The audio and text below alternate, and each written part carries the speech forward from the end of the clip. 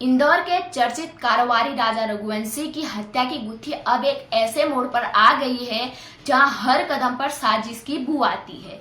अब इस पूरे मामले की दिशा एक मामूली से दिखने वाले 10 रुपए के फटे नोट ने बदल दी है। जी हाँ, वही नोट जो आमतौर पर आप और हम लोग जेब में रखते हैं, जिसको फटे हुए नोट को हम बेकार समझते हैं, अब वही बना है इस मर्डर मिस्ट्री का सबसे बड़ा सुराग। शुरुआत में इसे एक आम लव ट्रायंगल का केस माना गया था, जिसमें राजा सोनम और सोनम का बॉयफ्रेंड राज कुशवाहा से रिलेटिव माना जा रहा था। लेकिन अब पुलिस जांच में जो तथ्य सामने आ रहे हैं ना, अलग अलग तथ्य सामने आ रहे हैं, वो दिल दहला देने वाले हैं। मेघालय पुलिस जब इंदौर पहुंची और सोनम से पूछताछ शुरू की तो जांच की दिशा पूरी तरह से बदल गई। जब राज कुशवाहा के मोबाइल में पुलिस को पुराने फटे हुए 10 रुपयों के नोटों की कई तस्वीरें मिली। इन तस्वीरों ने केस को सीधा हवाला कारोबार के काले खेल से जोड़ दिया।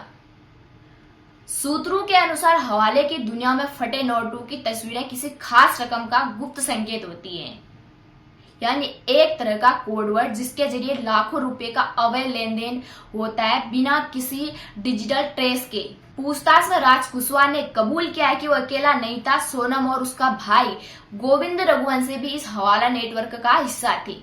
अब जांच एजेंसियों की नजर सीधे सोनम के भाई गोविंद पर है। क्राइम ब्रांच ने गोविंद को पूछताछ के लिए बुलाया, लेकिन उससे पहले ही गोविंद की हरकतें संदिग्ध लगने लगी थी। वो अचानक घर से निकल गया, पुलिस के सवालों से बचता रहा। जांच में यह भी सामने आया कि सोनम और गोविंद अपने रिश्तेदार जितेंद्र रघुवंशी के खाते का इस्तेमाल करके करीब 14 लाख रुपए तक की जमा निकासी की थी। अब सवाल यह है कि क्या राजा रघुवंशी को इस पूरे हवाला नेटवर्क की भनक लग चुकी थी? क्या उसने इस घोटाले को रोकने की कोशिश भी की थी, या वह खुद पुलिस को कुछ बताने वाला था? और क्या इसी की कीमत उसे अपनी जान देकर चुकानी पड़ी? यह अब एक महज प्रेम प्रसंग का मामला नहीं रहा, यह बन चुका है करोड़ों रुपए के अवैध कारोबार की काली साजिश का हिस्सा, जिसमें शक की सुई अब खुद घर वालों के अंदर तक पहुंच चुकी है। एक परिवार, एक रिश्तेदारी और उसके अंदर छुपी ऐसी साजिश जिसने सबको हिलाकर रख दिया। जो किसी की जिंदगी छीन सकता है वो कुछ भी कर सकता है।